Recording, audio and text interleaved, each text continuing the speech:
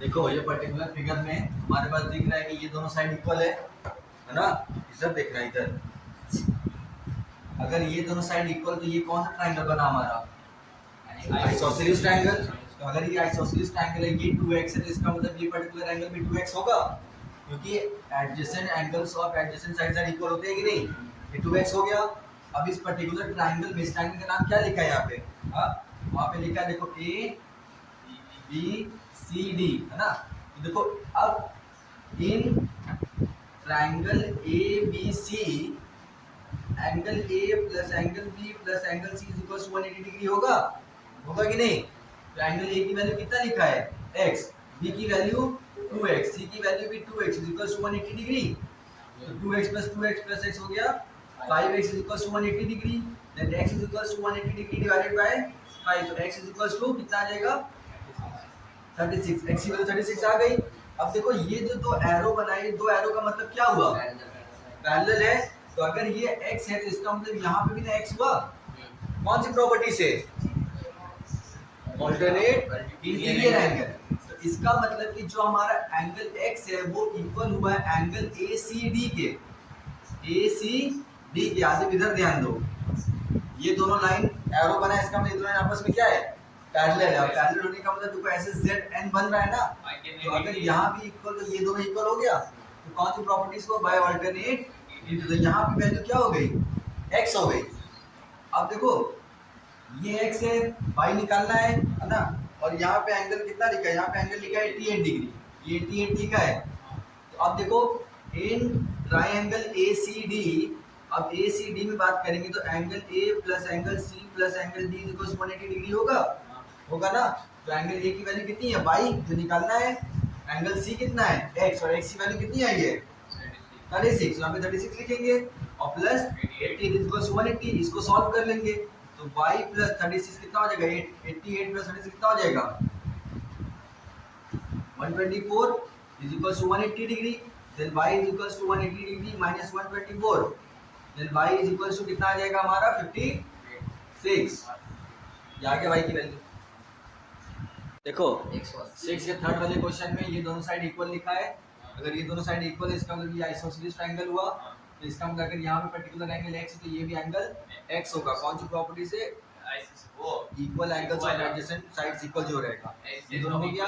तो इसका मतलब अब ये ट्रायंगल की अगर बात करें, ये ट्रायंगल हमारा कौन सा है? D है और C है।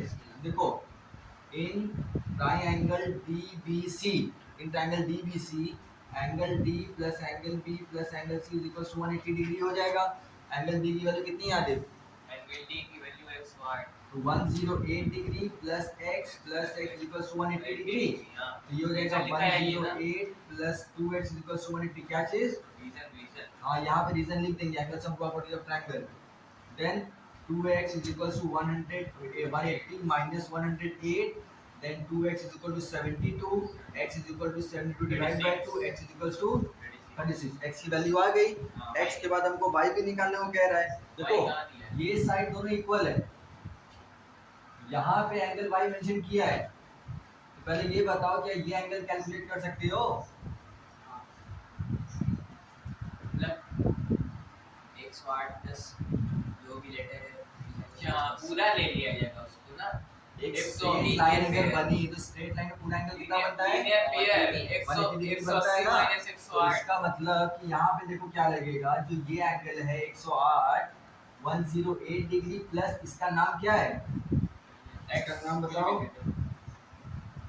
ADB है ना।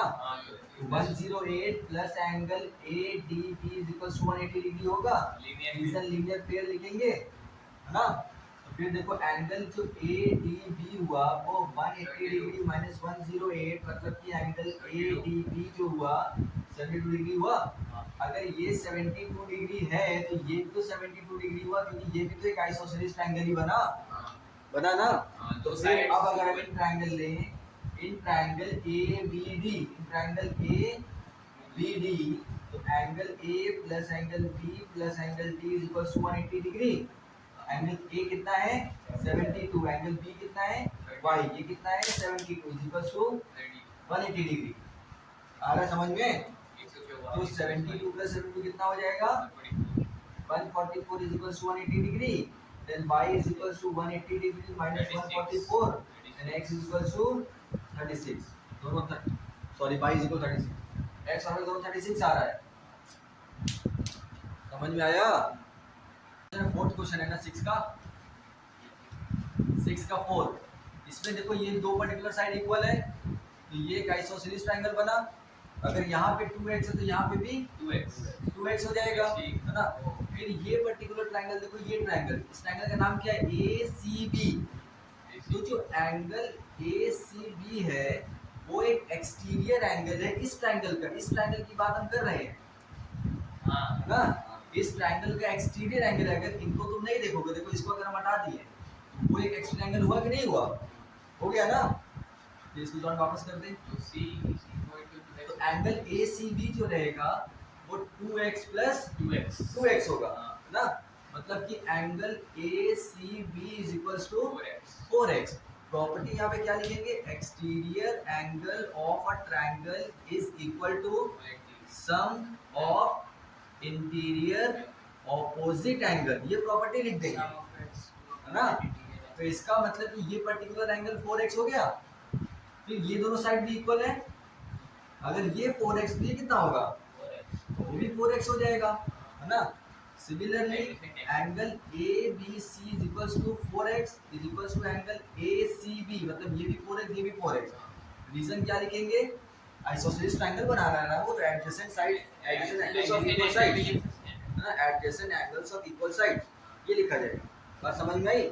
अब देखो in triangle ABC angle A plus angle B plus angle C is equals to 180 degree होगा, होगा कि नहीं।